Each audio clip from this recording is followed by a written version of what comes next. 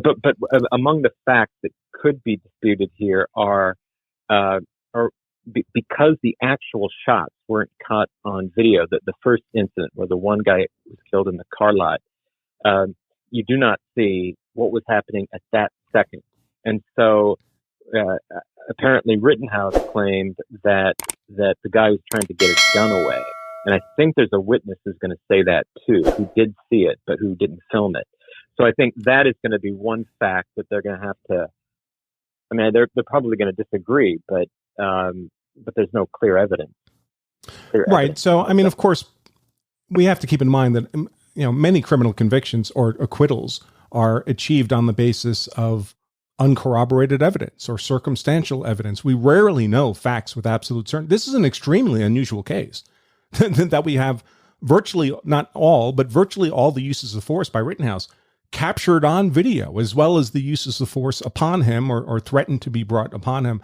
This is normally we don't have this kind of video. This is extremely unusual.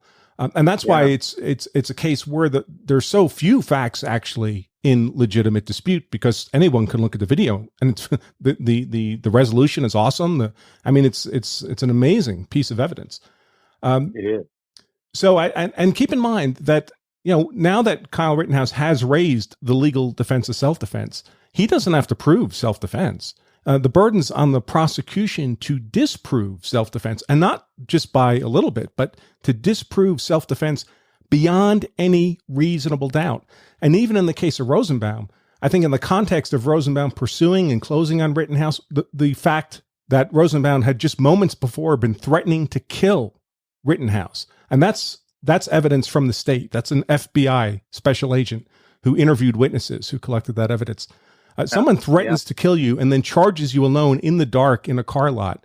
That's going to be perceived by anybody as a reasonably perceived, imminent, unlawful threat of deadly force. The next two uses of force are much less. I mean, there's really no ambiguity around those at all.